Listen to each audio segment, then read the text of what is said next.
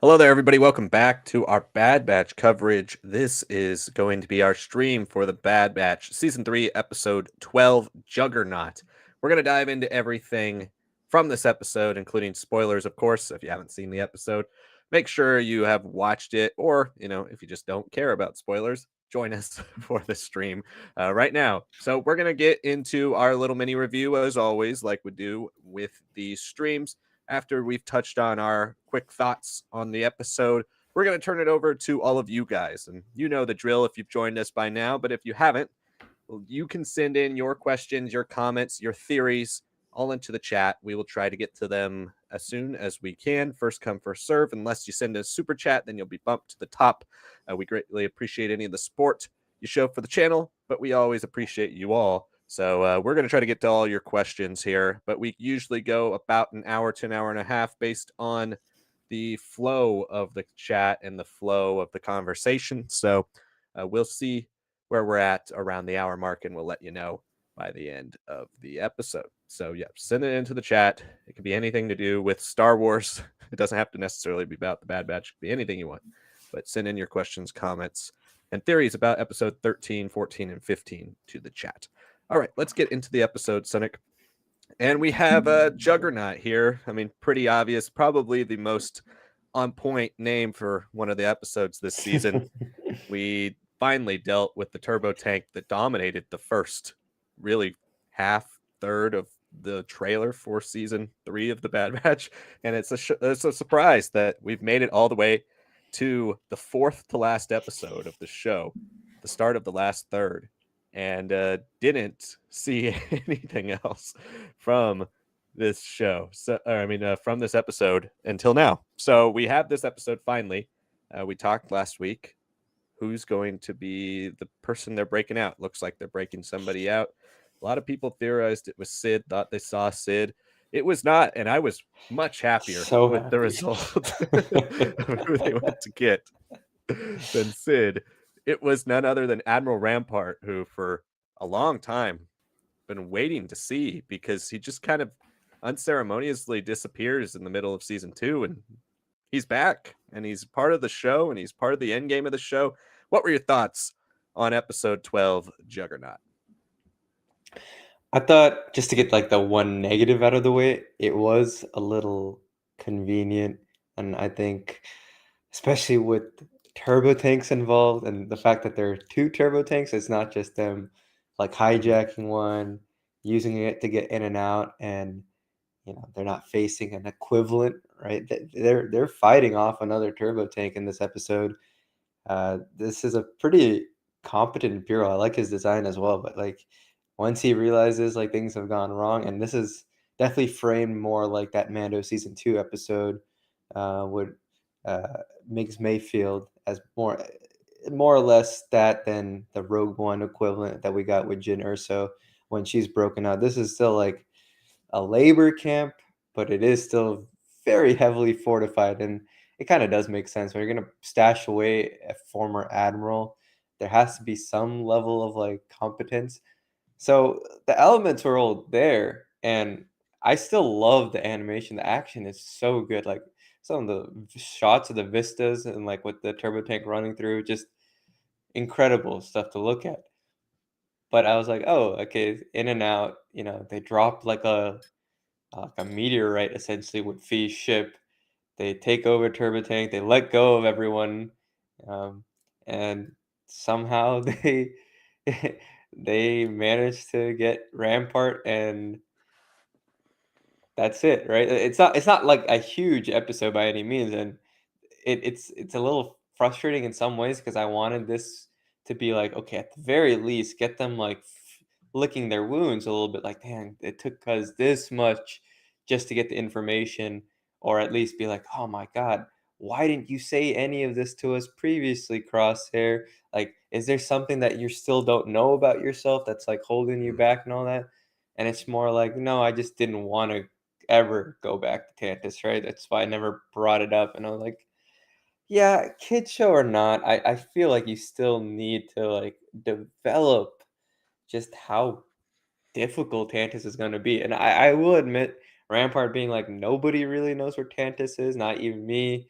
but I know a way of doing it. Like, to me, that implies that the next episode could still really pay off a lot of the heavier, more darker themes that I've been kind of clamoring for.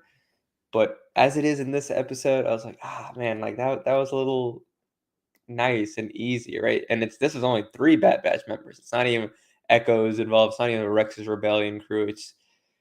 It's just the 3 remaining, and they were so good, right? And Fee came in and out, like, even when she arrived on Pabu, which I figured that was a little bit easier to explain because it is her home planet.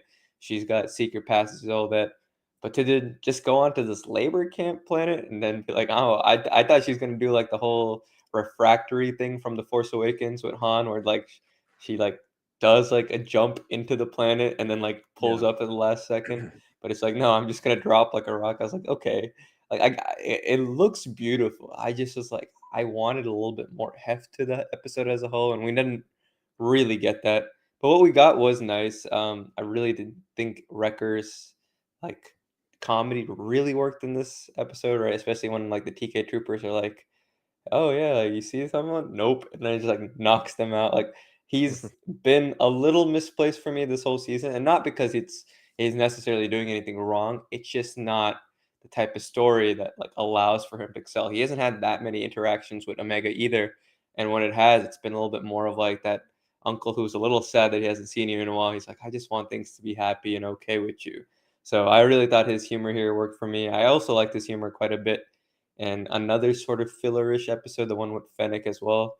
It Yeah. seems like these are the episodes that he's going to thrive in. Um, yeah, I mean, I liked everything. I like that it's Rampart. That definitely keeps this episode like above water for me. Like, still keeps me like invested. But now we have 13, 14, 15. They still haven't announced if 15 is going to be like a jumbo episode or not. You really have to like really like go crazy this next episode. It has to be intense. It has to be gathering of forces. However, they're going to get the Tantiss location from the information that Rampart has. It has to feel a little difficult, right? It has to feel like that trailer that we just got for, I think it's Crosshair saying like not all of us are going to make it out now once they go to Tantiss, and Yeah. I'd like the losses to, in some ways, start happening like on the journey directly towards Tantiss. If Tantiss is so hard to get, then there has to be something about like where you're traveling. Maybe it's like Legends esque with like the the Ma installation and the black holes or something of that nature to make it difficult. You gotta have some Imperial forces, something like that. And I want them to feel like, yes, we made it to Tantiss, but at what cost? We're at Tantiss and we're gonna get Omega at, and this is just like a Hail Mary. This is just a Rogue One situation. I want it to feel as close as possible to that. This episode, it doesn't work for me in that sense because it's like if there was a little bit of like concern and worry building up here, then I would be satisfied fully. But as it is now, right now, I'm like, it's just another plug-in kind of filler or fill-in episode. Like, yeah, we're Mhm. getting the plot points progressing, but this is something I appreciated more in season 2 and less so in like the back third of season 3. So good episode. I just wish it had a little bit more stakes to it. I can understand that perspective. I mean, I personally was kind of expecting this type of episode this week.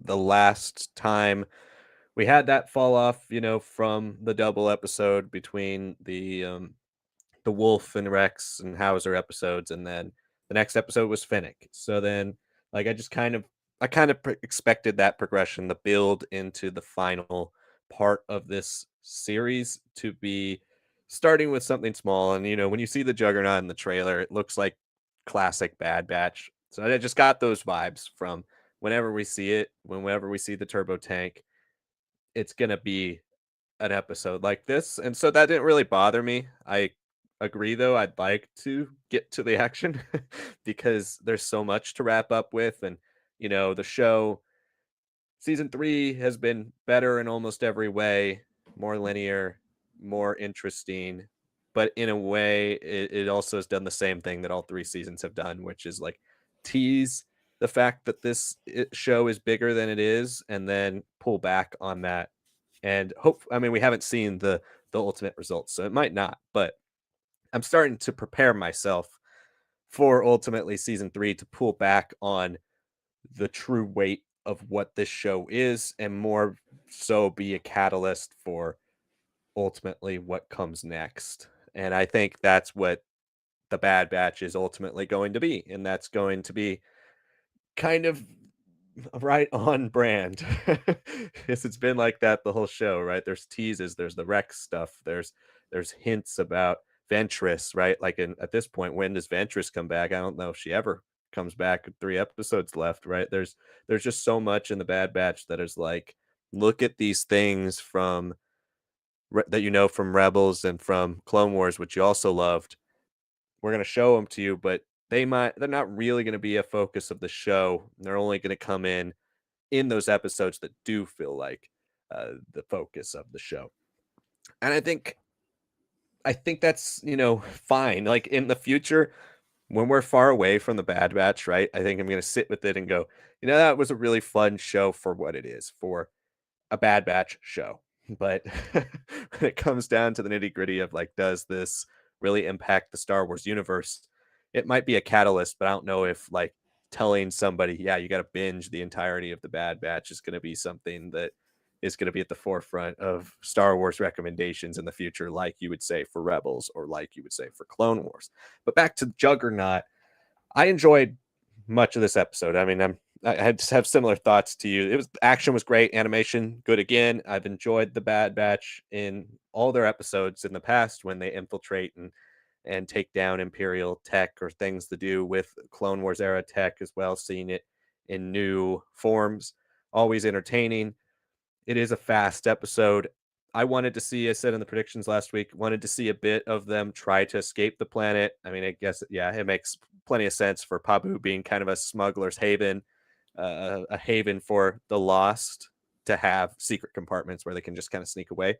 And so that's fine with me. But I was looking forward to seeing a bit more of that, the weight of what it meant for Omega to now be gone again, what it meant for them to have completely and utterly failed again to protect her, and how that carries on to the future of the show, the desperation to find Tantiss. And there is that desperation there, but it's not necessarily something that is emphasized as much as it is just like that's the next step of the like it's the next level in a video game, right? Like we lost here. Now the next place to go is Tantiss. So I like that they're building to it, but yeah, it seems to be a slower build and definitely a more team centric build. But Rampart being back, I think, is pretty exciting. Now, I don't necessarily ever get from his character, like, yeah, I'm gonna just be a guy who's willing to turn and help the Bad Batch. Like, I think treachery's coming. I think he's going to try to backstab them in favor of getting his position back and trying to reclaim who he was in the Empire because he is somebody who has now learned the nature of the political game in the military in the Empire. So I think he's going to try to get that back, and I don't expect him to be wholly good. But it is an interesting pull to for Crosshair to suggest him, considering you know not much of what we had seen with him had anything to do with Tantis really.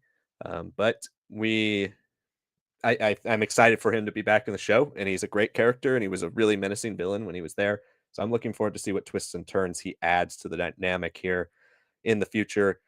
And I think the more and more we get close, like I am glad Tantis, and we all forget, like the show seems to forget too. It's on Wayland. Like Tantis is the name of the base, the mountain. um, so finding Wayland is going to be the purpose of the next episode, and I do expect them to have found a way to get there by the end of the next episode.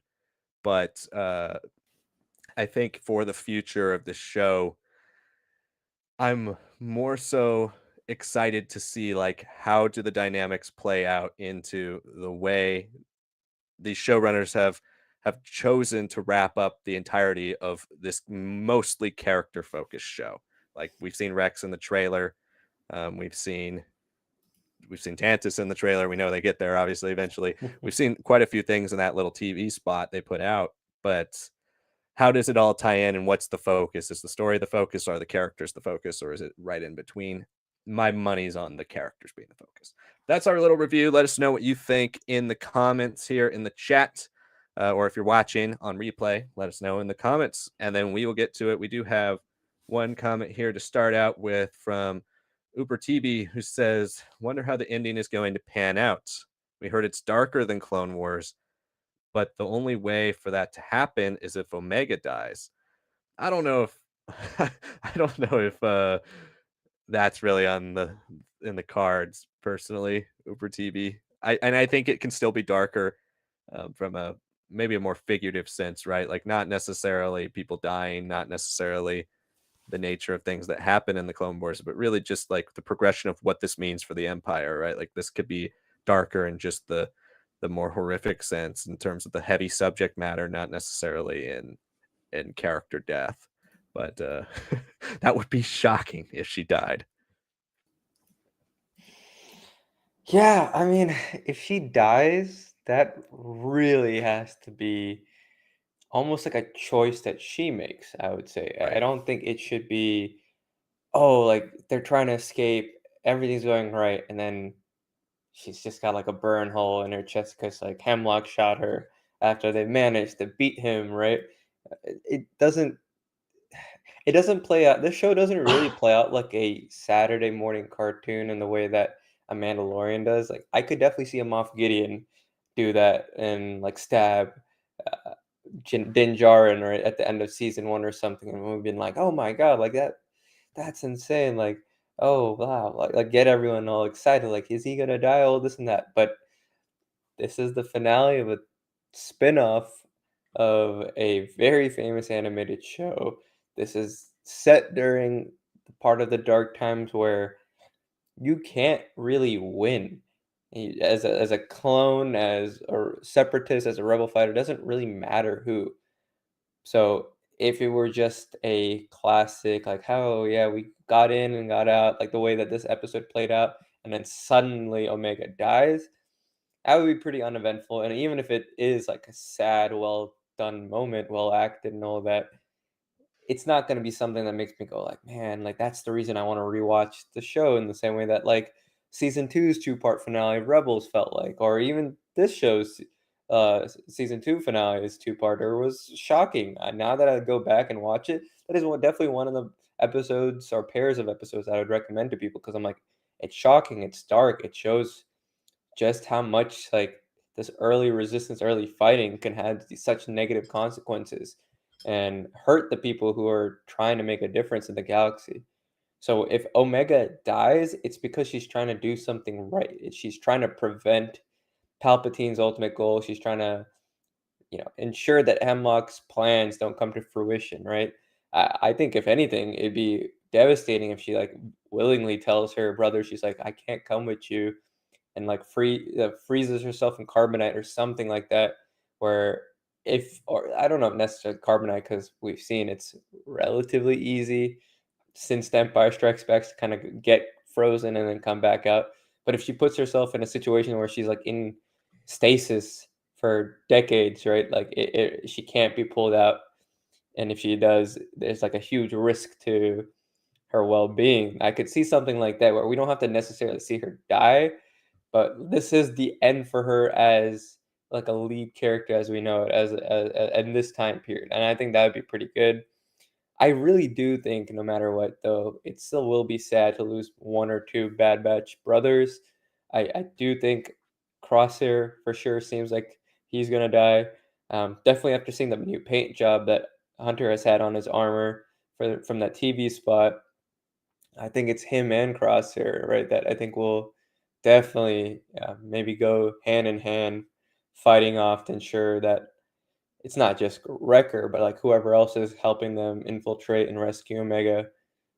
That they'll like stay behind. They'll make their final stand back to back. I could totally see something like that, and we've been saying that both of us since basically the first third of the season. So yeah, I mean those could be ways to keep it dark.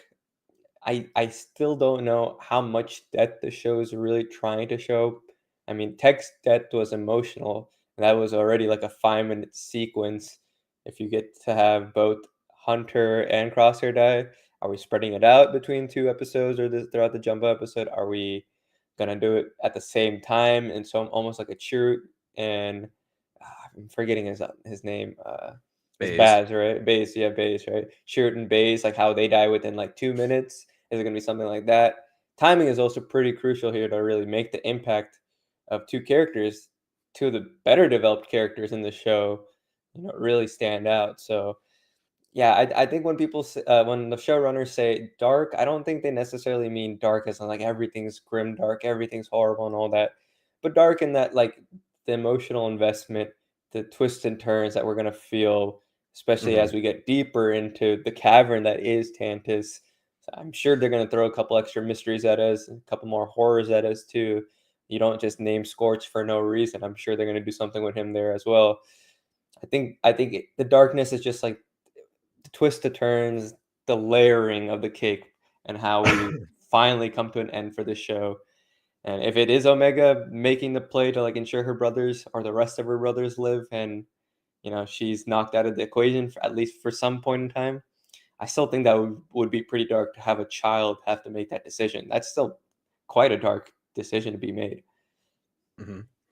No, definitely. And I think this show, uh, compared to like what we've gotten recently with like Rebels or something, the levels of dark can be not necessarily peak Clone Wars levels of dark or violent. I think people equate darkness and violence as well. The dark doesn't necessarily need to be violent. So characters dying doesn't necessarily make something dark, but darkness will come with what it means, in my opinion, for the story, which is something that, this being the dark times, the start of the dark times, what could be ultimately achieved here, even if the clones do win, which we're expecting them, to win, unless they have a surprise announcement on the last episode of the show for a sequel show. You're not going to end the show with all of them dying and like they lose. Not an animated show. So, yeah, unless they have something up their sleeve that they're going to announce right at the end, they're going to win. They're going to be victorious at the end of the day. It's just a matter of, what does the Empire's achievements at the end of the show from the research on Tantis mean for the future of the Empire, or the First Order, or the Final Order, or for Palpatine? That, I think, is going to be mostly what's at the heart of the darkness here. So Colton Smith says, good episode, fairly uneventful. Turbo tank scene was sick to see back in animation. All-time Clone Wars vehicle. I'd imagine action will pick up again soon. I think it'll pick up next week, Colton. I'm pretty optimistic. I think your assessment is kind of spot on. It was a good episode, and I think these types of episodes aren't necessarily, in my opinion, bad this year, because we have had very few of them, right? So we have one that's kind of a filler, kind of get the plot to the next level episode. That's all right with me, as long as the entire build up to the finale isn't full of these. I think this is a strong bridge episode. We can call it a bridge instead of filler, I think, for right now, because they do accomplish something. But if next episode they don't accomplish much, then we'll see how ultimately feel about the stretch of episodes leading up to Tantus. I agree, and I would say that like the turbo tank crashing through the walls, handling all those missiles being fired at it, and then the way Hunter like literally drives it over, kind of does like a Lightning McQueen esque jump with the turbo tank. It is a beast of a vehicle. It's the most practical design of like everything in Star Wars that's like supposed to be of that size and transportation and weaponry. Like we love the AT-AT for like what it looks like, and then the AT it's Emir, the one that has like the gorilla fists in sequels. Like Mhm. that's great visual imagery, but it's so unpractical, right? Like something with iron or titanium wheels or whatever Durasteel wheels that can traverse over all of these different locations. It's just not something we even saw in Legends that often, right? It was only like a quick glance in Revenge of the Sith. I'm glad that in canon, at least variations of this turbo tank, they're getting their due. They're like we're showing off the weight, the scale, and just how powerful these things can be. Like if the Republic had more of these, I think they could have definitely done a little bit better than just having all their ATTs, which again, another great design, a lot more practical than the AT-AT as well. But there's something about wheels that can, pick up their speed and accelerate that way. Like I don't think we'd ever see an ATTE run, right, and like jump onto a wall and climb up like on the Battle of Teth. It's just a lot more of a lumbering vehicle, and seeing just how beastly of a machine this could be, it's like, man, I want to see this in like live action in some way. Yeah, outside of just the Revenge of the Sith scene, like, Just a little pan yeah, over.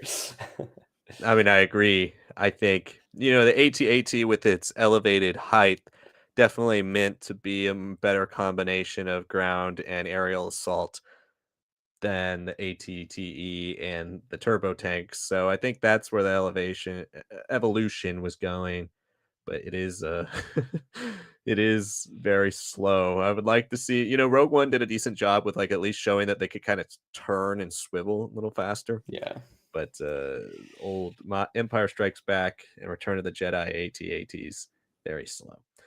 yeah, Where are we at here? Casey Barkle says, Love, we took the chance to get one more action romp episode before the show goes off the deep end. It was never about whether they could get the Rampart. It was more about enjoying watching them do it. And hey, yeah, I'm glad you enjoyed that as well. It's one of those classic throwbacks to the Bad Batch, especially to season one when we had Crosshair along with the crew, because we haven't really seen Crosshair be with Hunter and Wrecker yet this season, outside of the one snow base episode, and they were split up in that. So it was nice to see them all back doing their thing, their effectiveness. The way they are so elite still at achieving their goals. They're still Clone Force 99. I guess that's what this episode, one of the things it does accomplish. It shows you how strong they are, especially when you pit them up against things that we're going to see later in the season when things might not go as well for them. yeah. No, I mean, I agree, and I think Casey, you've got the right perspective. I think for me, it's just a little bit of that anxiety, being that this is the final season. Like if this was the second to last season, I would not be bothered, right? I would take these middle two seasons, 2 and 3, and be like, we're gonna slowly get there. This third season's been great because we're finally understanding a lot more of Omega's value, importance, right?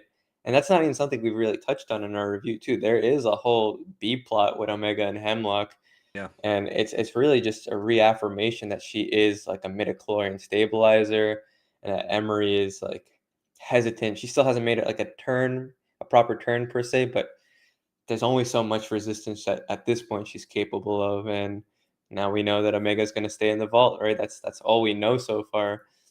And for me, I think it was a little bit of that. Like if this episode was just what we saw with the A plot with the Juggernaut and getting that little tag at the end with Rampart, but then we saw in the B plot Hemlock drop like a little nugget of information, like you're not just a stabilizer. We have plans for the Dark Trooper Phase Zero or something, right? This is what like they take some her blood sample and like they put it in some machine, and we just see like a body start twitching or something, right? That would have been like, oh man, like now I know like once we get the Tantiss, they're not just gonna face off some clone commandos and TK troopers. They're gonna face off the ultimate like first real step that Hemlock has been working towards, right? I think that's where a little bit of my anxiety comes in. But no, I agree. It is a fun episode. I think when I rewatch this, I'll have a lot more fun with it. But I think it is that anxiety that neither of the two main plots really jumped into like some serious or like some menacing territory for me just yet. It just felt like you said, it's great to see the Bad Batch in action, and Omega is back where she was at the start of the season. What has changed for her? Not too much, other than that she's in the vault now as opposed to kind of being around it. So yeah, I'm looking forward to the next episode, really like evening out some of my anxieties and fears, because I don't want these like last two episodes or just the finale to have to take too much of a burden. And we've seen that with not just Star Wars shows, but Disney Plus shows in general, where Hmm. it's like they're keeping their pacing consistent, but they're not necessarily escalating and letting their finale deal with what needs to be dealt with in the most action-packed manner and the most emotional manner. Sometimes they just have to run through plot, and I do get worried about that. And I don't think animation necessarily falters the same way live action has, but this is a show that everyone, I'd say until this season, is like, what is the real reason that we had this? Is just like a placeholder, like the same way Resistance is? And I don't think it is at this point, but I want to start feeling in this final stretch like, wow, like I'm found something new that really connects to all these different eras, like they marketed it. I want to feel like, wow, like something crazy and sad has happened.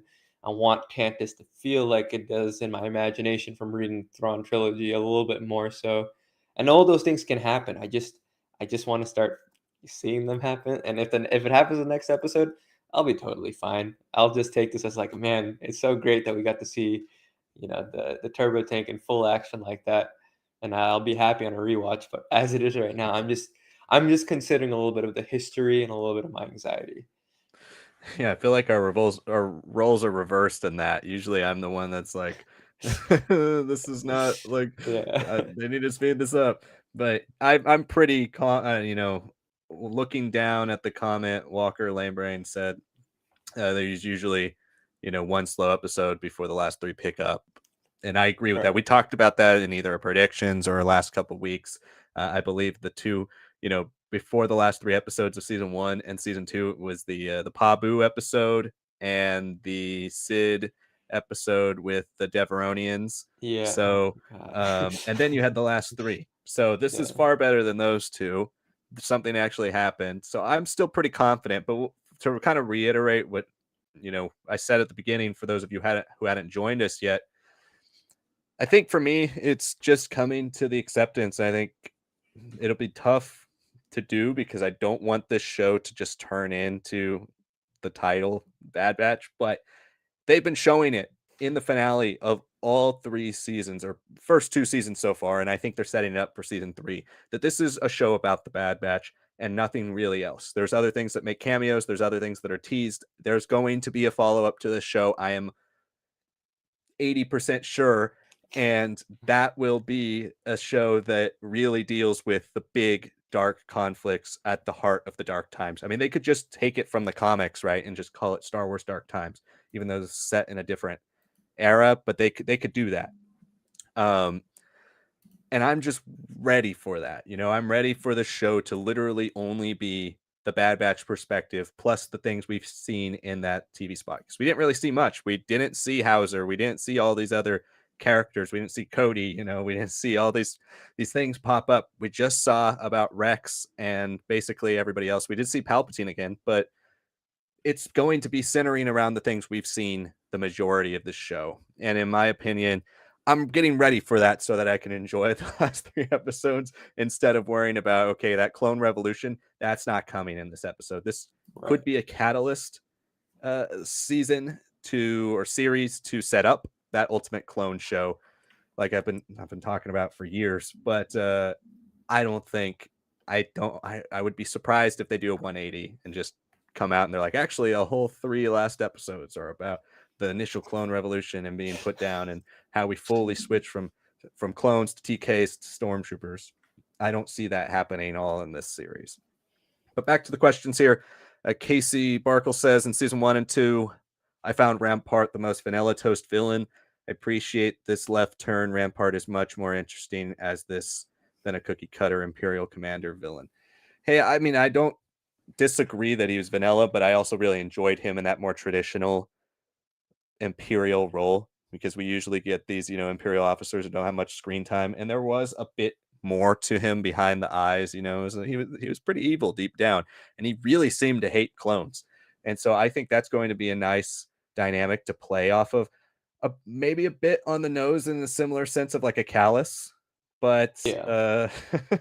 but they can try to find some ways to make him different. I do believe, and I'm going to bet on, for our predictions video and for now, that he does try to backstab them at some point and eventually turn them over to the Empire so that he can regain his status. I don't think he's fully like, screw the Empire.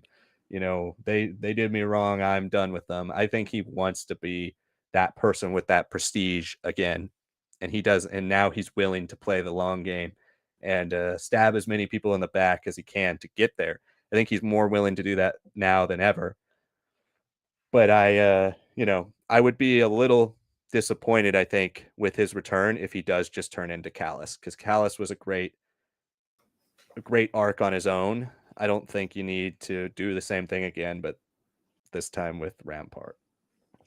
Yeah, I don't want him to be Callus again because I think the difference there with Callus is that he at least had Zeb as a foil, and I know there's a lot of people who love them to being friends, being more than friends, all that. Like there's a lot of more nuances that come out for Callus that as we like see him become a rebel leader and become a spy and fighting against Thrawn, and it's the way that like he is an informant, but that's exactly what Thrawn is realizing and working with.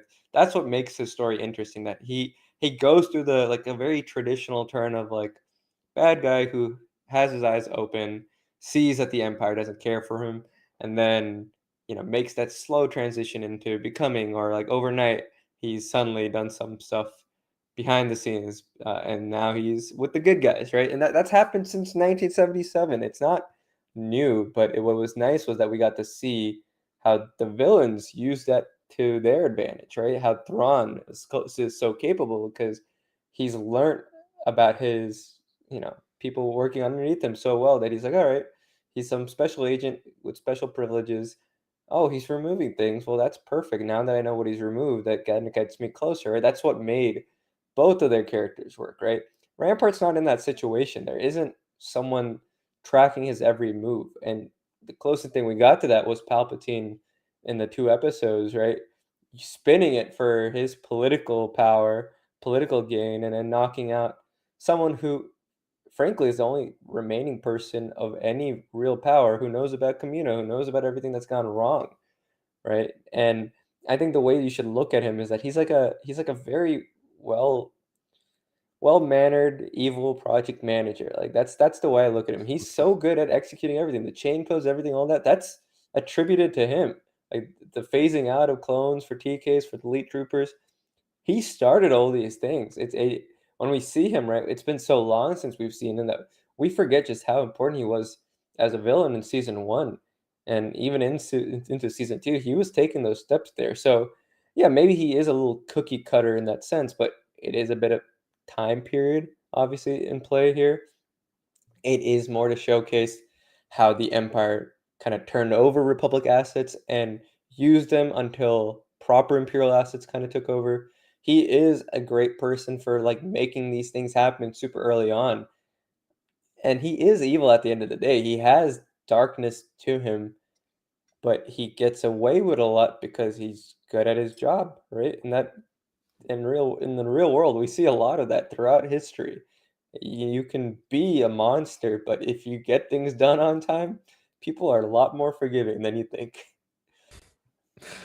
So next question we have is I'm gonna kind of touch on both your questions, Colton and Casey, saying, are there any more double episodes expected to release this season? Always enjoy the double releases. There are not any expected, but as Casey is mentioning, we kind of expected the finale to be a supersized episode like season one's opening, but the reason we expected that was not just because it's the finale, but because there are only 15 episodes this season and all the other seasons have had 16. So if you got rid of one at the end, since none of the other ones have been supersized, maybe that meant because it's longer, they're going to make it 1 week of like a 45-minute episode instead of 2 weeks of 20-minute episodes. They did that last year where they ended up moving the finale into the same week, 15 and 16, but I don't think they planned it originally to be that way. This time it seems like they would have planned it that way. So no to your question, Colton. There are not more double episodes. Casey, we're hoping so, and we're betting on. But honestly, at this point, it's frankly going to be pretty disappointing if it's not a double episode, and if it's not, if it's not a double length, and if it's not, that means next week we really got to get going, because it's just like if we only have basically an hour of the Bad Batch left, then there's a lot to do in an hour. Well, yeah, I mean, then you get back onto the anxiety boat like me, Yeah. back to where you truly belong, Liam, just worrying about how is this gonna land, right? Yeah, no, I agree. It has to be longer. Maybe not even. I would love it if it somehow was like the inverse of season one's premiere, right? If we have 3 episodes worth of a length, and it's not 3 separate was the season one premiere like one episode that was like an hour long or something? Yeah, I think it was like Yeah. 50 minutes, yeah. Yeah, something like that. I'd love if it was that, right? That'd be a perfect bookend, a great like inversion, right? So that's how I'd like it to be. Um, That'd be awesome. we'll see. I think if they paced it in this episode the way they have, it's because they're confident that their ending has enough time to really touch on everything. So I think that does lean to the double length episode at the very minimum, if not a near triple length one. Yeah, just looked it up, and it was an hour and 10 minutes, the Yeah, first episode of 70. that. Yeah, I forgot. Yeah. So, that was, like, almost basically it could pass as a feature film. So, yeah, it would be awesome if they did that again, like a full-on hour that they hyped up, but the fact that they haven't hyped it up at all, like, they've started to hype up, the end is near, we're approaching the end, starting to really pick up their marketing, more marketing than we've really seen for The Bad Batch season 3 since the first trailer dropped, but still they're not saying, like, they're saying, "Come watch the end," they're not saying, "Stay tuned for this Yeah. hour-long finale." So that does scare me. I'm starting to think we're not going to get it, but they should have done. Back to David Fieldson here. We've got a super chat. Thank you so much, David, for always supporting the channel. We really appreciate your support as always. And we're going to get to your question right now. Great channel, David says. What do you guys think is Rampart? Who do you think is Rampart talking about with his plan for finding Tantiss? An Imperial contact, a clone commando, Cody, something else, and then right underneath said, "I just realized it must be Lama Su, Rampart's connection to Tantiss." Well, that would be awesome. We love Lama Su on this channel, and I would love to see him come back. He hasn't appeared this season, right? He appeared last season, kind of randomly. And we're like, oh man, he's still alive. It's been forever since we've seen him. That would be cool. I would love it to be Lama Su. I'd love it to come full circle with the Kaminoan plot, because as much as like the clone plot hasn't necessarily taken off in the show, the Kaminoans have still been a major backbone of the show from season 1, episode 1, all the way to now, with Nala Se constantly being mentioned or in episodes. So I'd love to see the Kaminoan plot kind of come full circle in this finale, these last 3 episodes as well. So that'd be a really cool idea. I don't think it would be Cody, because Cody disappears on him. Cody's never been there as far as we're concerned. So, I mean, it would be cool. You mentioned Scorch earlier. I have a very scary feeling they're going to kill Scorch, and that would be very sad. I don't want them to kill Delta Squad, but could it be a member of Delta Squad or something like that? I don't know, but yeah, to me, now that we're thinking about it, I'll have to think. Well, Sanak's talking. I'll try to think of more people, but Lama Su does seem like the best option there. I mean, I think you're kind of hitting it on the nail on the head there, David. I really do think thematically, structurally, The Bad Batch as a show has never really thrown us into like the galaxy-wide feeling that we get from the Clone Wars, obviously, and to a certain degree, definitely from Rebels' last 2 seasons. It's fairly insular. Like once they're with a group of people, they stick with them as long as they can. Like that, it was Mhm. surprising for me that Pabu's mayor and his daughter or niece or something, I don't always forget the relationship. They were such an important part of it, introducing the planet to Omega, to the Bad Batch as like a sanctuary, and then it took them so long until the literal invasion for them to reappear again. We even got like the 3 clone, like I don't know, they're not younglings, I guess clone cadets, like Mhm. teenage cadets that we had from the start of season 3. They finally showed up again, right? So we bring back characters a lot, and I think Lama Su, being that he is the political power that remains for Camino, for the Kaminoans in general, the fact that he's definitely hiding and has been shown throughout the Clone Wars to hide a lot of secrets. Yeah, I mean, I wouldn't be surprised. And I guess Tantiss, with the scale that it has, I mean, I understand if it was made by the Empire, but I don't think it is. I think Tantiss would be really interesting if it was made by the Kaminoans originally, because there is so Mhm. much facilities and space there. So yeah, maybe he could have it. He would be the person to know that. But I think the thing that sort of is complicating my answer there is that Rampart's like nobody knows, right? Nobody knows the exact location. It seems like you kind of have to like piece it together, or like there's something.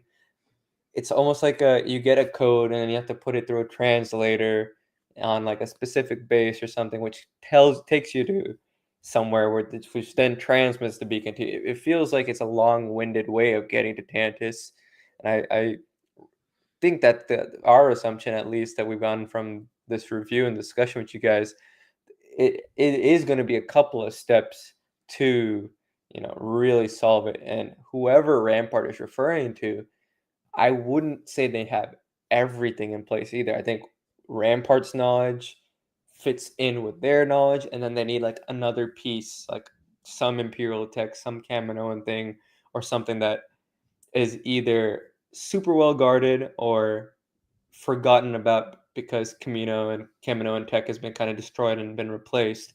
Mhm. Then, in that sense, that's where Lama Su could definitely bridge the gap, kind of have like that final little bit of resistance from a Kaminoan. I think that'd be great. Honestly, we're gonna have to shout you out if we put in predictions, because that's a great. I don't think either of us really made the connection to Lama Su being like, hey, that could be the guy to like really answer what Rampart is kind of throwing out there. So yeah, no, that'd be really great. I don't think it'd be a Scorch or anyone else though. I think anyone that's like a foot soldier has to be, it's a no. It has to be someone with some political or like military bureaucracy power, and we haven't really seen a lot of the military bureaucracy because that's not really the scope of the show. So yeah, Lama Su, that could really be it. It could be, and Lamasu has been to Tantus. We saw a scene where he's in Tantus. You know, don't want to. I don't want to complain again, but it would be kind of weird to have two back-to-back Prison Break episodes because Lamasu's in a Yeah, prison somewhere. That would be a little disappointing. But again, I would do it in order to get some resolution on that as well. And we've seen him go toe to toe with Hemlock. We've seen him go toe to toe with Rampart. And the Kaminoan's home was destroyed. Like this is a great idea, David. I really like it. I think, and I hope that that is part of the plan. But he doesn't necessarily say a person either. So it could just be some type of tech he knows about that they were building, or some facility that he knew that had people working on stuff that he knows was taken to Tantis. And if they go there and hack the computer, they might be able to find the coordinates, or a droid or something that he used to get in contact with Tantis. It could just be something like that, but I'd love it to come full circle with a Kaminoan or somebody who has actually been to Tantis coming back in to the fold. So thank you so much for the super chat, and thank you for sending in those questions and comments. So scrolling back up to the chat here, Walker Lambrain says, Rampart, that's a nice pet name for Rampart. Us going to get the enemy of my enemy is my friend treatment. Maybe. I still think he's going to, I mean, do get that at first, but I think he's going to turn on them. I really do. I don't see any way in which he doesn't.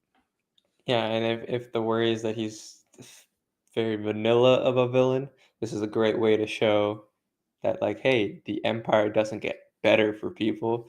It twists, it corrupts them. It's absolute in how dark it is.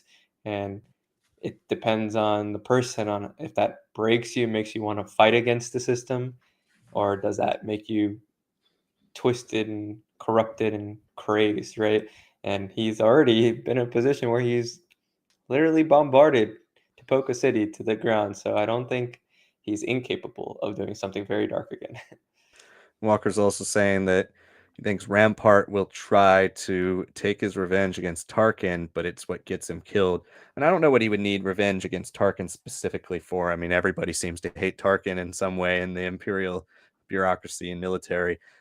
But Palpatine is the one that got him into the prison. I don't think he's going to try to take on Palpatine. I truly think you're going to see a lot of him just kind of trying to suck up to everybody and say, "Hey, look what I got! I got the Bad Batch for you guys. You wanted them. Here they are.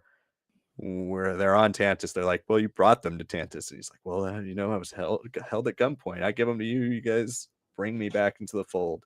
It's gonna be something like that. Or if they hack into some facility next episode to get the coordinates, he could leave some kind of trail saying that he was taken by the Bad Batch. He had no decision in it, and come and get him, basically.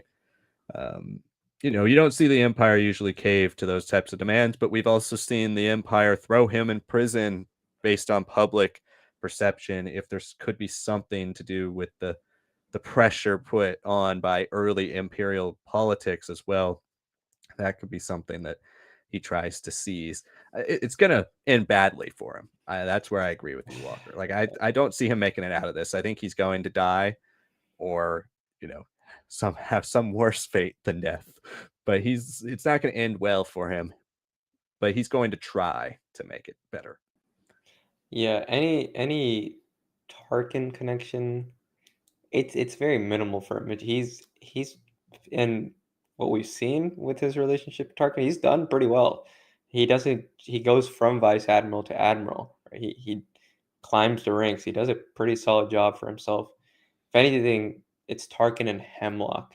Hemlock is someone who's like been talking about funding, and like Yeah. Tarkin's like, oh, if you guys are doing something super important for Palpatine, let me in. Like, there's gonna be something like that. So if there is anything like that with Tarkin, again, Tarkin kind of has to win, right? What's great about his loss, his overconfidence in the Death Star's attack on Yavin in Episode 4, and now that we've had decades and decades of storytelling about the Legends and canon, is that he has a right to be cocky. Forget about his doctrine. The guy himself is a psychopath who has managed to live and fight off Vader and all these other guys. Like, what is a Hemlock gonna do to him? What is a Rampart gonna do to him? So, if anything, I feel like if Hemlock ever has to reach out for help, like, oh, please send in your forces, you're like, no, you got money, right? You've clearly used that money quite well. Deal with it yourself. I could definitely see that be a great way to also introduce kind of that Legends-esque, like, every man for themselves when the time comes, right? So I love it like that for Tarkin, to build up his character a little bit more that way, to be even more ruthless again. But I don't think there's really a connection between him and Rampart in that same way that there is with Hemlock and him. Yeah, I agree. I don't see Tarkin really coming much back into the fold of this show, other than maybe to gloat at Hemlock if it all goes sideways. Yeah. Colton says ATTE always looked awesome, but even as a kid, I thought they were most vulnerable vehicles. Separatist vehicles plus Republic military would have been goaded. Yeah, it would have been pretty cool to see a Hailfire droid with an ATTE body. It would have been interesting. I did love Hailfire droids were always one of my favorites. I always thought those were super cool. I love the rockets with the purple screaming rockets. And that scene, honestly, that scene is one of the things that puts Attack of the Clones like towards the tops of my favorites to rewatch, because I love that Clone Wars scene, that first battle of Geonosis. Like, oh, that's awesome. I love that. Yeah, no, I'm not a fan of like Taya Uglies and stuff like that from Legends, but I could be a little bit more convinced of Separatist and Republic tech just because of how much more design philosophy there is shared between them. Uber TV says, don't think this ends with a win for the Bad Batch, especially when we know that Snoke's ahead of us and Palpatine somewhat succeeds with that. They need Omega to fulfill this project, so will they truly win? I mean, they're looking for M count specimens in the Mandalorian. That's why I don't think, no matter what happens here, Omega might be key to their research, and they might find a way to replicate her blood or replicate what's in her blood in order to create that catalyst for M count specimens. But they're very much so not done with their research during the time of the Mandalorian. And I think I just don't see any way in which Omega just stays in captivity. Like that's dark even beyond, Clone Wars levels, right? Like if all the Bad Batch are killed and Omega's in captivity and there you go, the show ends. That would be really depressing, especially with the way the show has run, right? The show has been a good 65 or 70% of it has been fun banter episodes between clones. So like the main plot line has become secondary for most of season 2, parts of season 1. I just don't see any way in which Omega is killed or something happens to Omega. Like at the very darkest, in my opinion, it's like Omega gets away and the rest of the Bad Batch dies, or one of them lives and takes her, and the others die defending her, or saving them. But I don't see any way where Omega stays in captivity.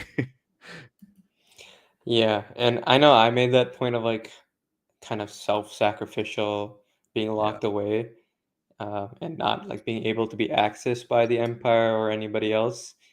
But I'd only like that if she does that and then like maybe one of the Bad Batch dies, right? If it's everyone in the Bad Batch dies and then she's locked away, it's like wow, we were just slowly marching towards like a even more devastating Rogue One with a lot less galaxy stakes and consequences, right? The Death Star, I know it's fun to make it's fun to like laugh at it, especially like with Star Killer Base being so big and like the jokes from The Force Awakens, but that was a galaxy changer. That was the pinnacle of Tarkin's dark doctrine. This is not the same thing. Like whatever Hemlock ultimately achieves, it's not gonna be that important to the average Imperial citizen. Whereas what Tarkin does is like either you submit and fully accept that this is the life that you want to live and there's nothing better, or we'll make it very clear to you, right? Like that there's a big difference in what Hemlock is doing, what Tarkin's doing. And obviously Hemlock is in some ways just being propped up by Palpatine because he was not all the hints that we've gotten about his character too have been like, hey, you were doing was kind of not cool during the Republic and you were demoted and like kind of like kept away and all that. But obviously Palpatine as Chancellor probably was like keeping him relatively afloat until the Empire let him rise up to this position. So yeah, whatever darkness, whatever loss that happens for us, it's I don't know. I don't think we have to look at it as a win or lose situation, but we don't have to look at it as everyone dies. We just have to be like, all right, it's been delayed. Yeah, I agree. So next question we got here. Walker says, "Why is Rampart more good looking as a slave laborer with long hair and a beard and mustache?" Maybe that's the look he needed to go with. I think it seems like the Empire is very much so strict on clean shaving unless it's just the mustache, and I don't know how good Rampart would look with just the mustache. So uh, Yeah. the beard does look good though. But then we see the prison warden of sorts, or like at least the guy in the comm center, and I'm like, True. it's a great beard, and he's competent. But maybe that's why he's been forced to stay on the planet. It's like Yeah, he's it's a warden. like a New York Yankees situation. You can't play on our team unless you shave everything off, right? But if you want to die on a terrible baseball team because you get to keep your beard, so be it, right? Maybe it's like one of those situations. Yeah, that must be why that guy's a warden or not in the Navy. Yeah, Rampart. The beard is a cool look for the animation. This is the way says, "What's up, Star Wars lads? Happy Wednesday! Happy Wednesday! This is the way. Thanks for joining us for the Bad Batch discussion. Great points. Maybe Rampart is talking about how he knows the system and not the person. So maybe he knows where to fly and what to do, not a who. And I think that is a more probable answer. I think, especially with this prison break episode being the last episode, it's a good bet that he knows a way around or knows a way around finding the coordinates, the hidden coordinates, whether it's a command clearance that he might have or a person he might be able to get in contact with who forces a clearance to find these coordinates. something like that is going to be the scenario. I don't think it necessarily means we don't have some type of snatch and grab episode, but it might be in the vein of more of like a stealth entry, a capture of coordinates, a capture of information, or a droid or something. But yeah, good points. I think that is very possible. I still would love to see Lamasu. Yeah, I'm fully on board with Lamasu. I'm almost convinced of that. But I do have an idea brewing in my mind. I want to think about a little bit more, but it's got a very, very strong season one connection as well. So also tied with something the Bad Martez Batch has been sisters, involved in. Um, no, I really wouldn't say Martez sisters. Sid, I don't joke about that. Sid, and the Martez sisters. All right, now we're talking. Now that's what I needed. A dynamic trio, just a duo, not so much. Yeah, and we knew. I mean, Rampart was obviously working with them from the beginning. He loves those three. They're like his favorite operatives. David Fieldson says, "I think it's someone who we've seen Rampart have a connection to already. That would be interesting." And I gotta, go comb back through season 1 and the first half of season 2 to see who he has a strong connection with. I mean, Cham Syndulla, he has a connection with a little bit. I doubt he would give him information, but I don't know why he would even know where Tantiss is. So yeah, there are a lot of things that could be, but appreciate that comment. I think I think it is going to be returning things, though, just in the nature of the Bad Batch, right? Like last my predictions, I very warily predicted that we possibly see, like joking aside, the return of the Martez sisters and other assets that we've seen, Fennec, those types of characters that we've seen throughout the entire show, and that very much so is likely in the build up here to the finale, much so in the vein of Rebels. Yeah, can't add anything better than that. David also says, since we know now that Ventress isn't going to be featured in Tales of the Empire, do we think she reappears in Bad Batch Season 3? We don't know necessarily that she's not going to be featured. We know she's not the focus.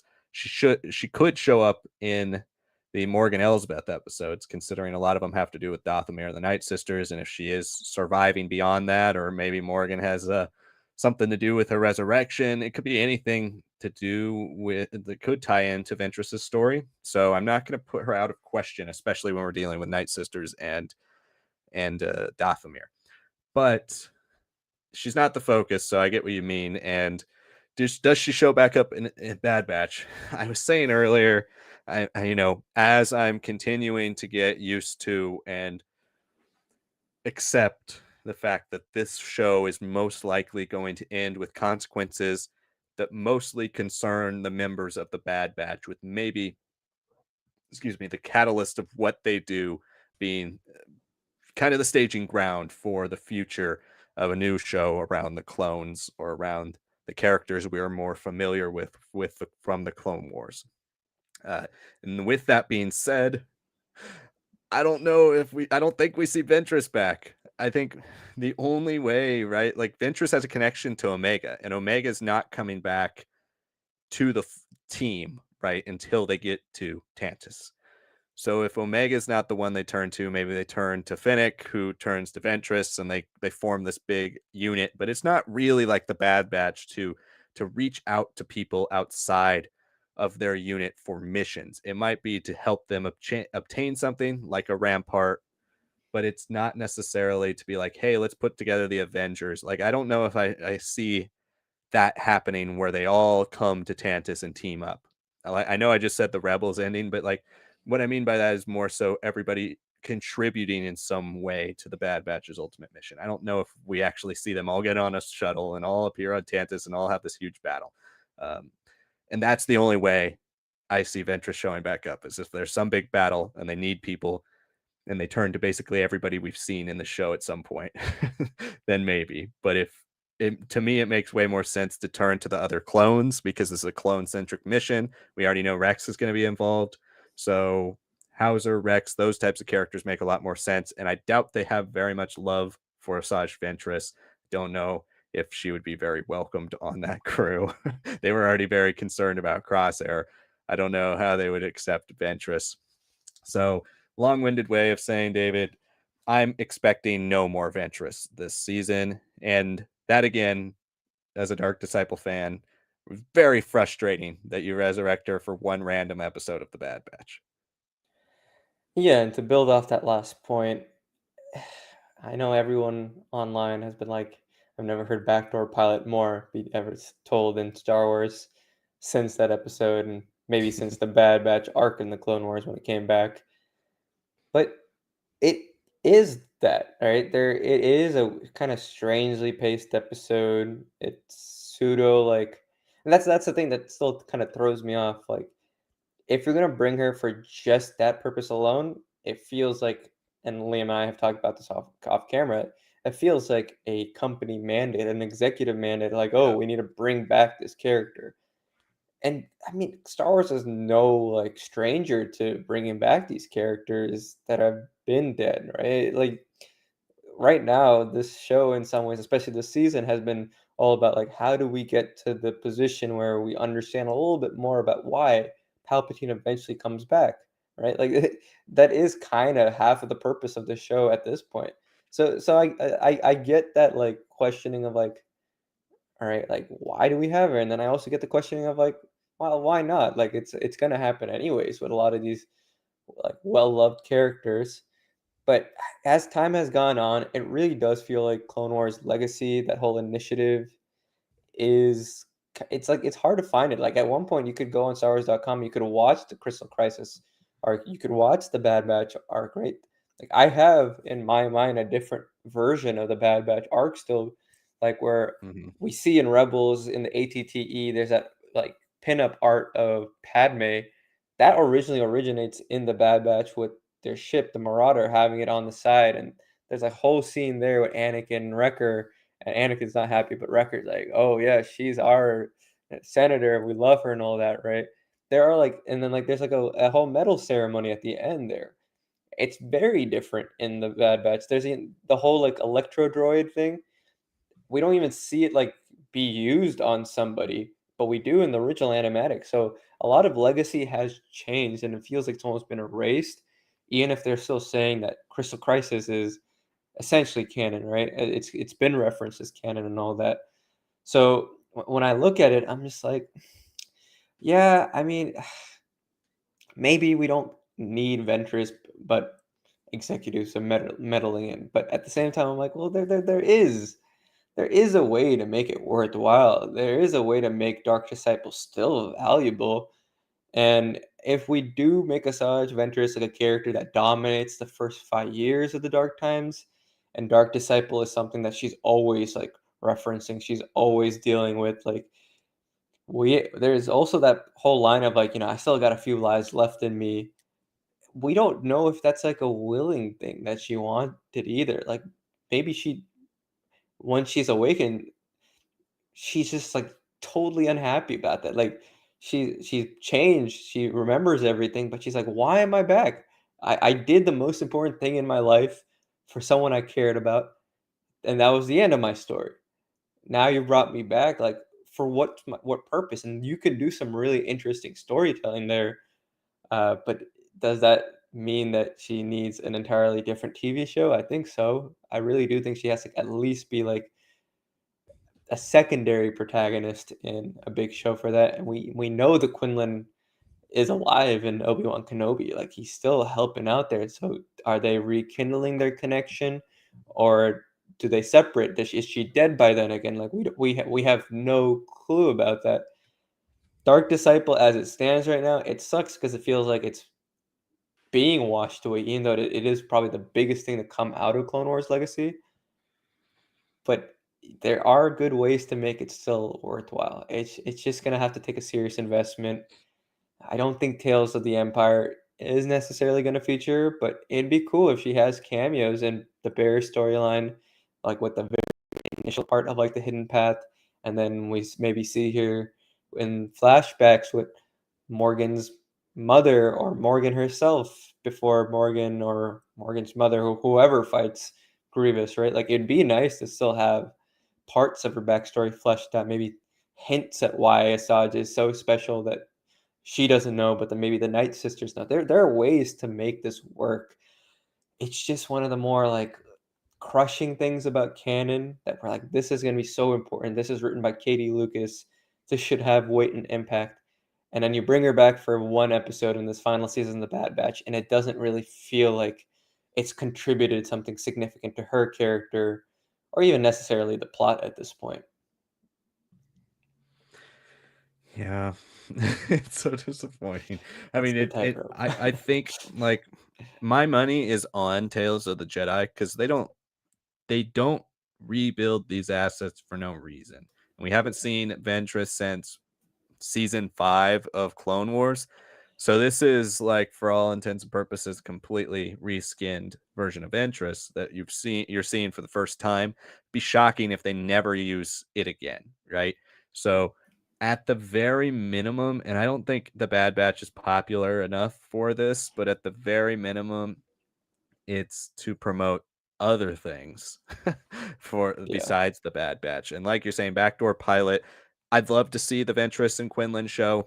Like if that ever came out, if that started, if it was another thing built on the path, tied into some of the stuff of Obi-Wan, tied into maybe some stuff from the Jedi video game series, that would be awesome. And if it tied all the way into the future, right? Like if maybe Quinlan Voss is somebody they're considering for the the Rey movie, if that's stuff they're going to do and start to build up for it, sure. But and I've also said in the past, it's Dave Filoni, right? Dave Filoni is I love him. I love what he's done for Star Wars, but he's the worst culprit so far of retconning canon. And so with Tales of the Jedi being a series that they've said, Tales of the Jedi now, Tales of the Empire, that is firmly a Dave Filoni written and produced thing. Like where Bad Batch, he's got his name on it, he's got some ideas out there. It's not his show. Tales of the Empire is his show, so that could be where the mandate's coming from with him now having so much power over creative process at Lucasfilm. Also, I've mentioned in the past the possibility of if you see the initial Morgan Elsbeth, like this would be a three-stage plan, right? You see Ventress here in Bad Batch telling you, okay, she's back alive. We're not going to explain how or why, but she's back. Then you see her again in Tales of the Empire, maybe explains a bit more of why she's back and alive and around. Then you see her again in live action in the Ahsoka show or the New Republic movie. I think all of that could play in because the one common denominator would be Dave Filoni. If it is for the Ray stuff, I don't see that necessarily because I don't think the Bad Batch is a big enough staging ground to start promoting the Ray movie, um, especially when it's still pretty far away. But if it's for Ahsoka season 2, which very much so might come out at the end of next year or beginning of 2026, we it could be in that time frame. So, like I said, it could be a variety of things, but I think the thing that seems farthest off, which is the most disappointing, is a return in Bad Batch season 3. So Yeah. that is it is pretty a pretty big bummer. But we'll see. 3 episodes to use her in a valuable way. I just don't see where valuable story for Ventress comes in the rest of the Bad Batch narrative. Okay, where else were we? I think it was Walker's comment. Something significant has to happen to explain why, decades later in the sequel trilogy, the Empire still hasn't perfected the science to deliver a viable clone body for Palpatine. And I think that is losing Omega. I mean, it does seem that way. Like Omega's blood is the key. Seems like they're going to spend the entirety of the next 50 something years trying to figure out a way to duplicate that process, but it doesn't seem like they've ever actually figured it out. So Omega is going to be a big key in that. And that's again why I don't know if she could possibly end up with with the Empire here at the end of the show. Like I think she's going to be a big key. I mean, one of my predictions a long time ago, back at the beginning of season 1, was when I was trying to, and this ties into another one of your comments, Colton down a little ways, about saying I would love to see y'all do a video of your ideal canon storylines or cross timeline and aspects of Legends you'd like to see brought into canon. You might have done that in the past. I did do that in the past. It was called How to Adapt into Canon, and it was a series I did for a while. and I'm very much so needing to get back into it, wanting to get back into it. It's just it takes a long time, and it does a lot of research, and haven't had the time to do it. But one thing I've been promising, and absolutely 100%, million percent, you guys can clip it, whatever you want to say, um, promising is going to happen is I'll do it. I'll do the updated Thrawn one after the Bad Batch once we see what happens here with Tantiss. And so once we see that with Tantiss, one of my predictions early was that the Bad Batch and a lot of the clones would steal the Katana fleet basically from the Thrawn trilogy, which, it's not going to happen anymore because we haven't seen that. But maybe in a future show, if we see the Katana fleet, that is something that could come back into the fold here with the clones. And that's where you could put Omega, and that's why she disappears, and they just disappear off into another galaxy or another part of the unknown region, somewhere way out away where the Empire never finds her. And that's another thing that's pushing Palpatine's expansion into the unknown regions, pushing that alliance maybe with the Chiss that we might hear about here in the future, pushing into some of the things we might see with the Rey movie if we do get a Grisk or a Yuzan Vong threat. There are a lot of connections, I think, that could be about Palpatine's search now for Omega that could lead him to stretching his grasp a little too thin. That might also come into the fold here for episode 9 and also kind of strengthen that mythology. So those are some of the ideas I've had on that as I get ready to really officially write the script for that video. But yeah, I think Omega is that's going to be her big key. It might not be something, and it's a small enough key. Last point, small enough key here to where like those people who never do watch the Bad Batch, they're not going to miss something dramatic. But for those of us who did watch it, it's like, yeah, the reason was there that he couldn't figure out how to do the clone bodies. They fumbled it, and now she's gone. And I think that's a pretty good legacy for the Bad Batch to leave if it does indeed just focus on the Bad Batch at the end of the day and doesn't mean much for the further lore of what happens to the clones here in the dark times. Yeah, and I mean, you have to also consider that it's not just cloning, it's Sith cloning, right? I know we've seen the Vault and it's more of a sterile, more Imperial-esque setting mixed with Camino and tech, right? But we still haven't really returned to that part where we see Palpatine and what Hemlock was showing up. And Hemlock's had a couple of scenes where he's still like checking out something. Like I think the Vault is just it's the source, but it's not the ultimate destination. Like these kids are not meant to become like inquisitors or like super soldiers for Palpatine. No, no, they're just meant to be part of and he's been doing this, right? He's done this with under different Mm-hmm. names with Cad Bane stealing children in the Clone Wars. We've seen that with Inquisitors and Rebels. He's not necessarily like, recruiting future like child soldiers, right? It's not really his goal. I think Palpatine always likes to manipulate people more when they can understand and when they're down with their traumas and their struggles, as opposed to being like, "Oh, you're a kid and I can shape you into this being," right? I don't think that's really what he's ever really gone for, which I find interesting. But when you were talking about like what could be like a possible Katana fleet situation, why she's gone, I find it interesting because like Ezra has that connection with the Mortis gods, with the Lothal Temple and all that. Mm-hmm. So what we see Palpatine do is he kind of puts on a facade and then brings in the ruins, and he wants whatever control of this timeline. Which again, World Between Worlds, I don't care what people say online.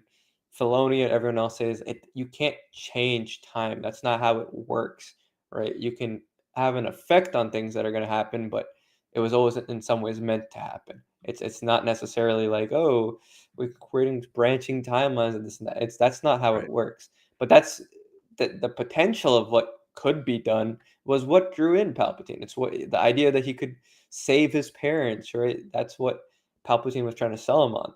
So I think in a similar way, if Omega has anything to do with the Force, it'd be very strange if she finds something that maybe almost like transports her across the galaxy or somewhere hidden away. Like they quite literally can't find her because we have no idea where she went.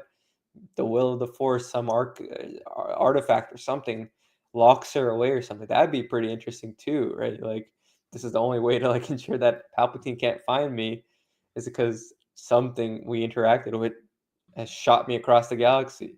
So it's not necessarily Katana fleet, but maybe that is like a way, if it doesn't even necessarily happen in this show, but like a way for her and a bunch of clones to be hidden away until the time is right, or Hmm. it depends on how you spin it. Is it a negative thing, like it's unfortunate it happened to her, or is it a positive thing, like this is a very deliberate way of keeping her out of their hands?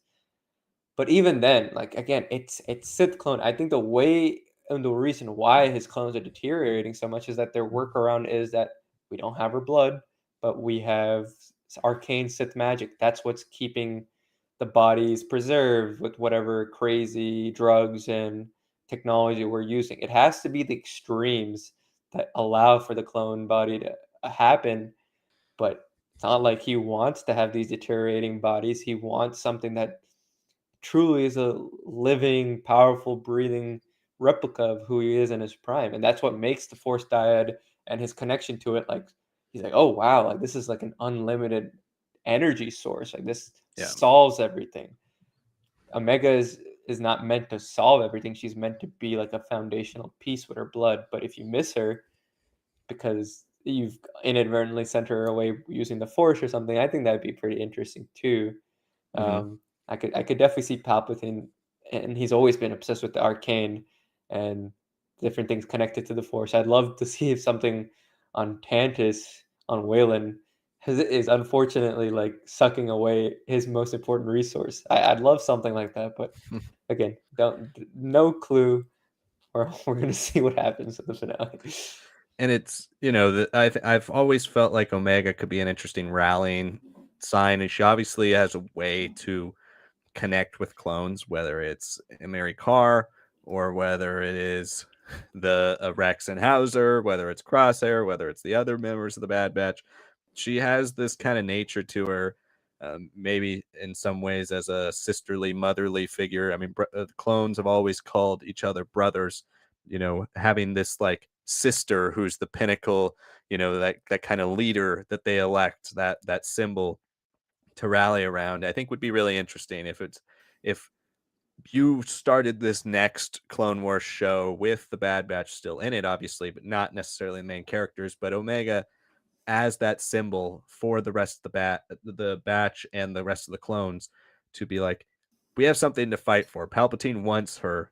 This is our chance for us to find a way to do everything we can to prevent him from getting her. Considering all that he's done and the Empire's done to us, this is our way to get revenge. I think that's something that's super interesting.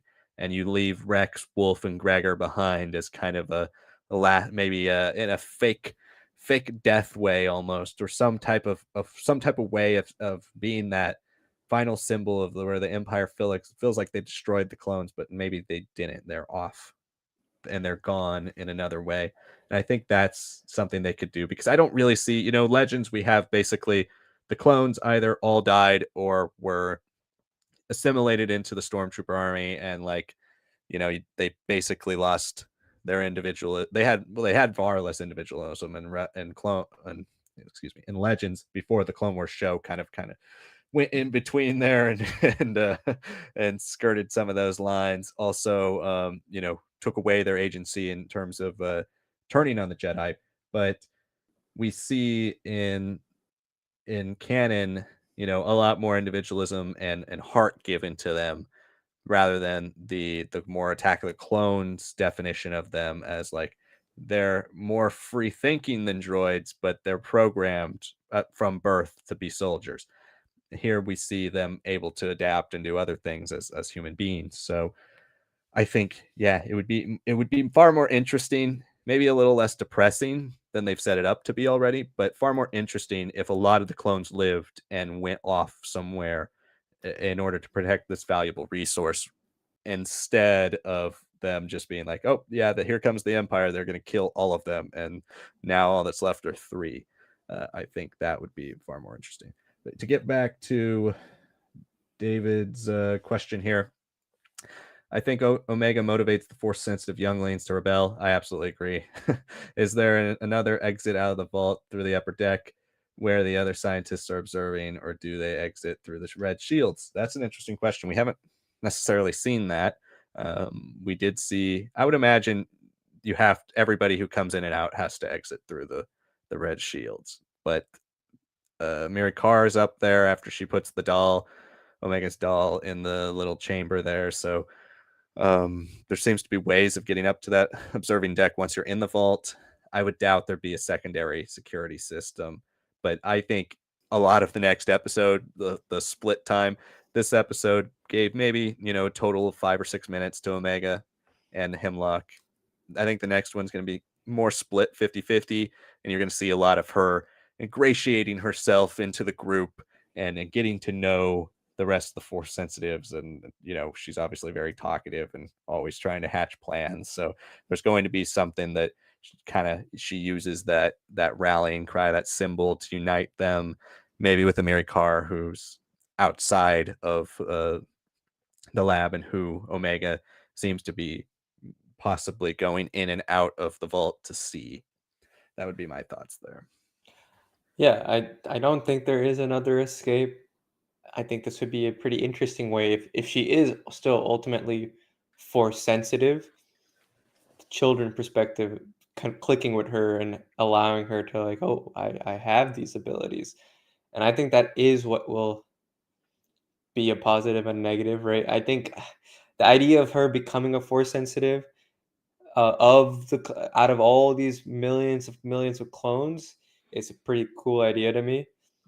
But the question then becomes like, okay, then where is she, right? What is she, does she live? Does she die, right? And there's only 3 episodes left, so I am very curious that if she does suddenly have force abilities, is there something special about how they manifest? Is it something that she can almost like shut off and shut on? Like she innately has a way of like having her midichlorians just stop connecting with the forces. I don't know. Like there's so much about cloning in general with the Kaminoans and how much they control that if they had inadvertently like made Omega like passively control her midichlorians and her connection to the force and be able to control how it works, give her agency in that way, that'd be cool. But if we're kind of going back to our original discussion just a few minutes ago of like, okay, all these clones go with her wherever they are, protect her and all that.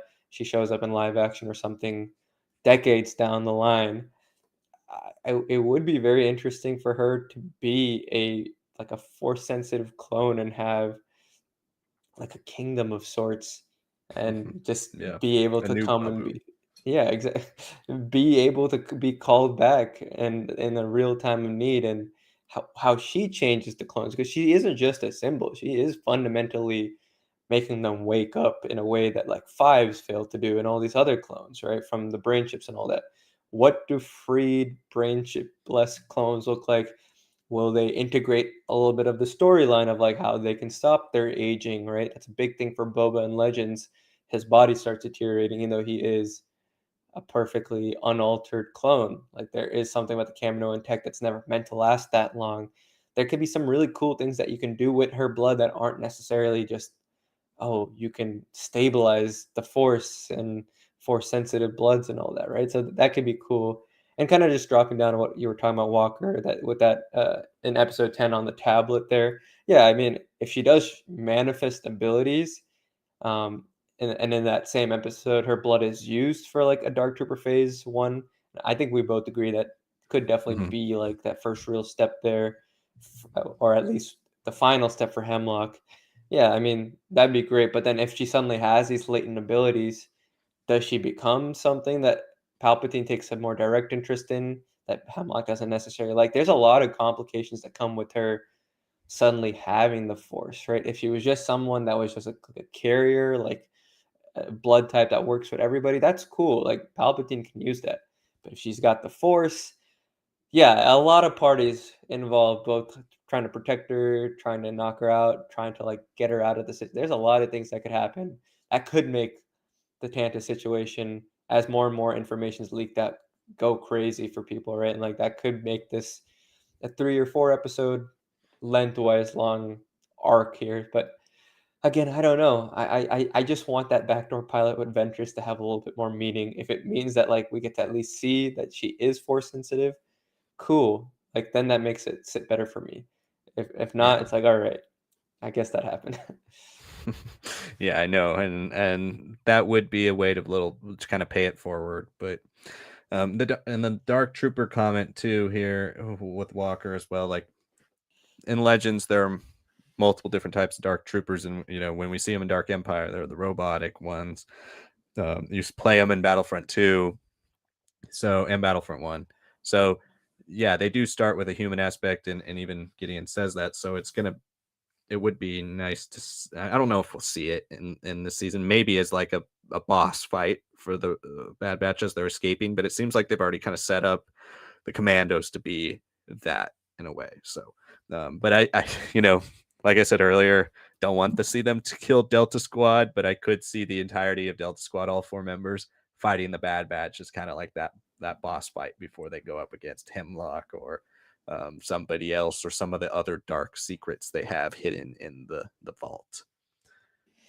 All right, so we're gonna wrap it up here pretty soon. We take one more question here, and we'll take it from forgot where we were. David, so Colton, we talked about the no more Ventress, and we talked about the how to adapt into canon. You can check out that playlist. I did adapt, send it to the chat here. Um, but yeah, it would be disappointing if we don't see any more Ventress, because the books, it's one of the few books outside of High Republic that seems to have any weight whatsoever in canon, and so it would be very disappointing. So we'll end here with David's question: who or what do you think is in the secret vaults that Palpatine looked into, and do you think we get that reveal? Well, we know that the force sensitive children, or the specimens, count specimens, are stored there. Their cells are in the vault.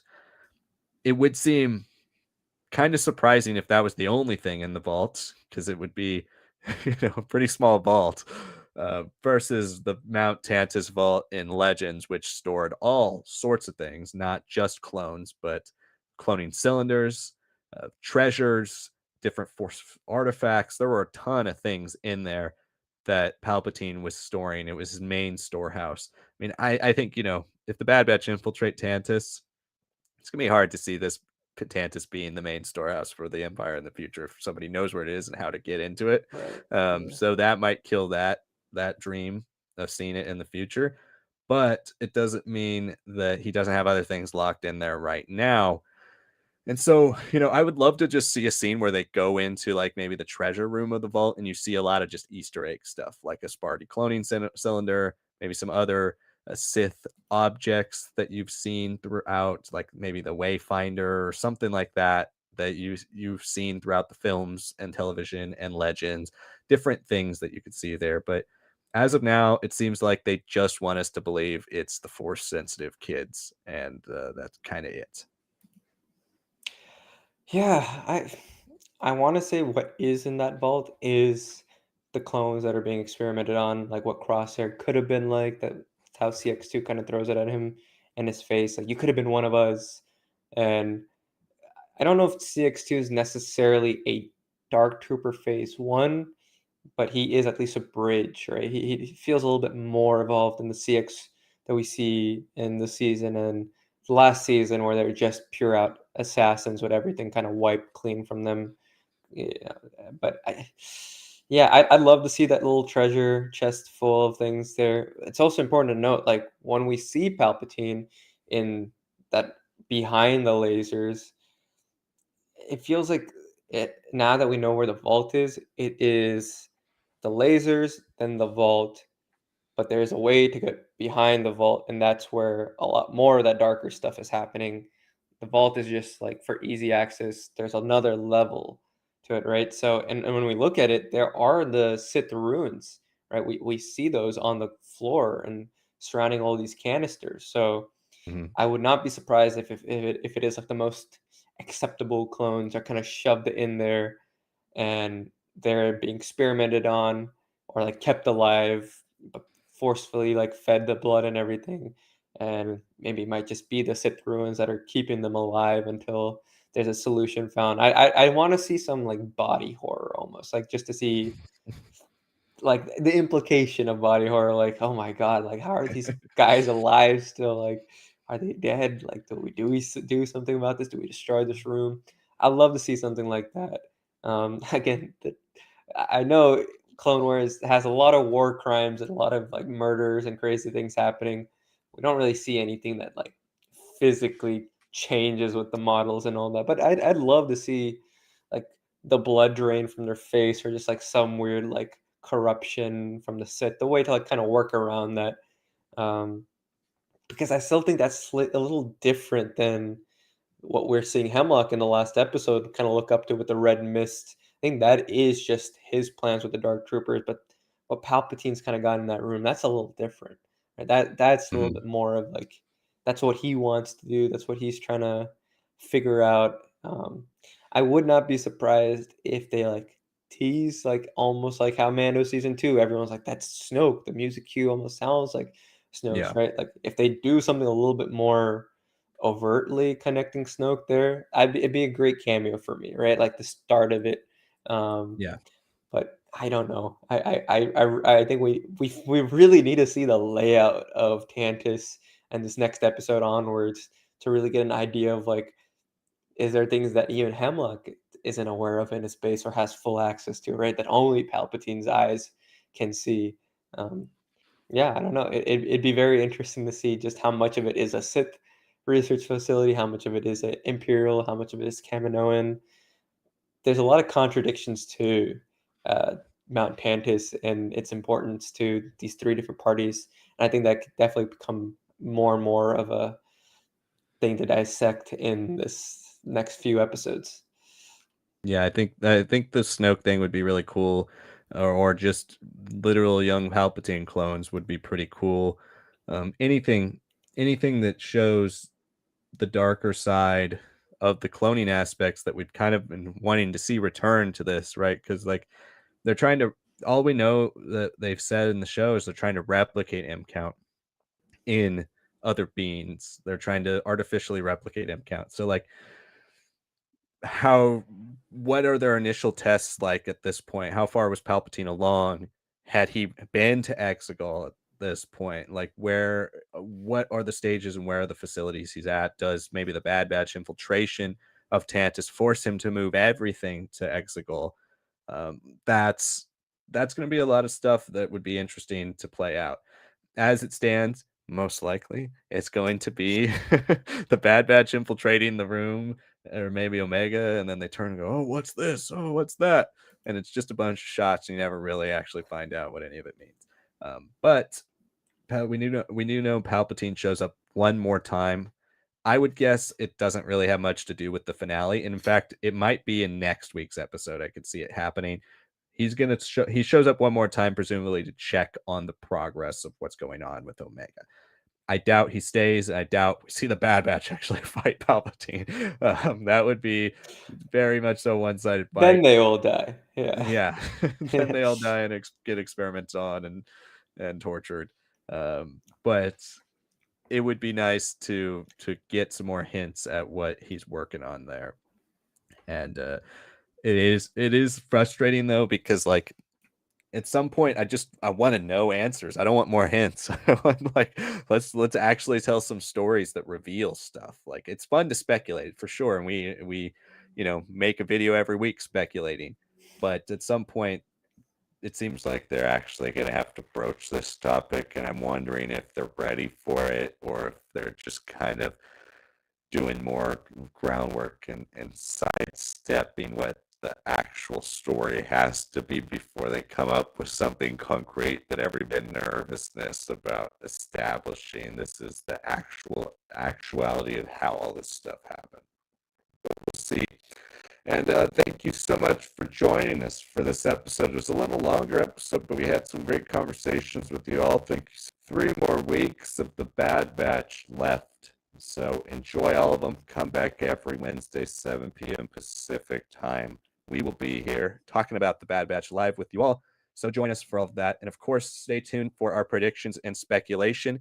which will be coming out every Monday, barring some other change in the schedule, but every Monday, where we talk about what we think will be happening in the next episodes of The Bad Batch. You kind of get a little preview of it here, but our solidified thoughts for every week of The Bad Batch. So stay tuned for that. We do have the Living Force review coming out. It's either going to be tomorrow or Friday will be the day the video is released. We've finished the book, so we're looking forward to giving you guys our thoughts on the Living Force. So stay tuned for that. And then, as always, keep an eye out on shorts and the community sections. We did just wrap up our poll for the greatest Star Wars movie and TV series of all time, based on your guys' opinions and votes over the course of this last month or so. So you can check out the results of that if you want to. It's in the community section. Give it a like so it gets sent out to more people. And comment your thoughts, whether you completely disagree with your fellow Star Wars lads community members in determining the outcomes of these polls, because some of them were quite surprising in the way certain entries did. So keep an eye on that. And then shorts will be coming out every other day as well. So that's it. I think that's everything. Thank you, everybody, for joining us. And we will see you all next week for episode 13 of season 3 of The Bad